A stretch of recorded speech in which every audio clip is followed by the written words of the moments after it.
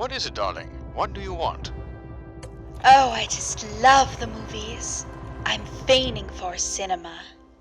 Welcome back to Fiending for Cinema. I'm Harrison and I'm joined with AJ. What's up? We're going to be talking about Ballerina, directed by Len Wiseman, written by Shay Hatton and Derek Kolstad, starring Ana de Armas, Keanu Reeves, and Ian McShane. This is my first John Wick movie I've actually ever seen in theaters. I've seen the first one. I think I fell asleep watching the second one on HBO Max on like a rainy day. Didn't finish it. And I haven't seen 3 or 4, so I'm going to let you take it away. And Yeah, I have seen all four. I'm a pretty big fan of the franchise. I think that's one of those that got better as it got along, like as it went along, and kind of like found out its niche and what it did well. And that being said, I wasn't all that like excited, or like this wasn't like definitely like one of my more anticipated films of the year. Like I knew they had tried some like streaming service spin-offs, and so I just like in my head I was just like, it's just another John Wick spin-off. But I was pleasantly surprised by this one. I had a blast. I think it was awesome. Just like some initial thoughts, like I think this is Ana de Armas's lane. I think I've seen her now in 2 action films between this and the last Bond movie, and I thought she was great in both. It's probably my favorite project she's been in. And then just as far as the movie itself goes, the action was fantastic. They have to keep finding ways to outdo themselves with this franchise when it comes to the action sequences and some of the kills, and they absolutely do with this one. It keeps building. You keep seeing crazier and crazier stuff.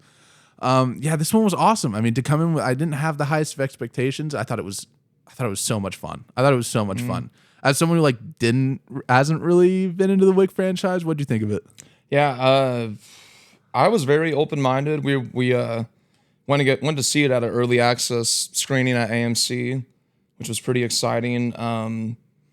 It was in Dolby, so it had a great presentation and format. It already had good things going for it, and the overall presentation I think was phenomenal. I thought the sound was really great, and the score. There were many times like I almost slept head bobbing whenever That you're Jay-Z watching her gif. do some crazy, ridiculous kills, and they have a nice Daft Punk techno style sound in the background, and she was great. It's the best probably female protagonist I've seen in an action movie since Anya Taylor-Joy in Furiosa.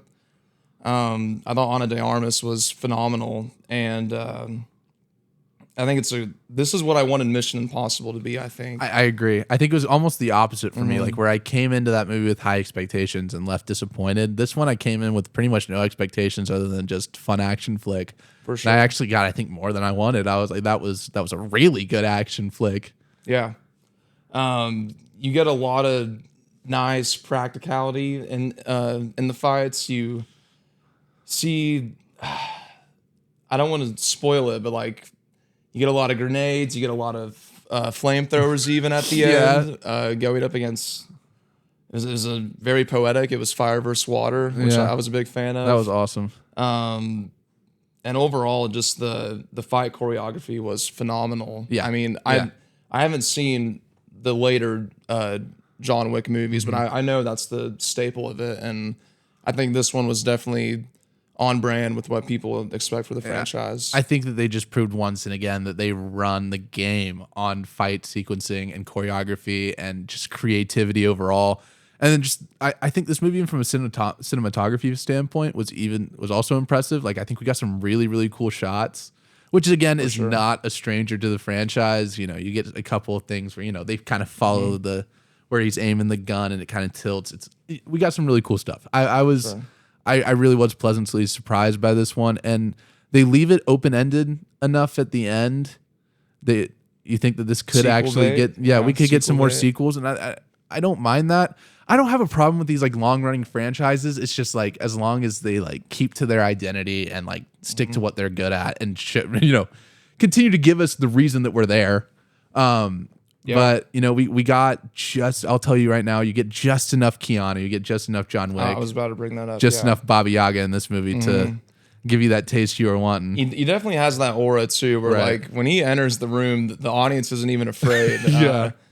There's some great dialogue between 2 henchmen where they're like, "This is ridiculous. We're going up against John Wick. This is suicide." And I don't want to reveal their fate, but if you Right. know the franchise, you probably know how it ends for them. I even think that the directors at this point understand like just like the aura Yeah. of John Wick I mean- because like a lot of the ways that the scenes are shot, it's like when he walks into a room, like it's not like they're like, oh, it's John Wick. It's just like here's everybody completely shutting up. Everyone knows who he is, what he looks like. He was like, moving like Wick in Fortnite. He was moving like yeah, it's just like just slow walking down the road, and you're just like, oh yeah, this is like you could feel the presence. Everyone's backed off. They're all like, everyone knows he's the Baba Yaga. It's awesome, like to see that kind of self awareness. You know, I think whenever, I mean, the first one released in 2014, I think.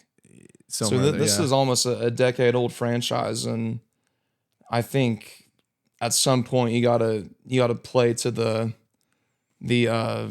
image of it and the grandness and just pump it up, dude, and make John Wick.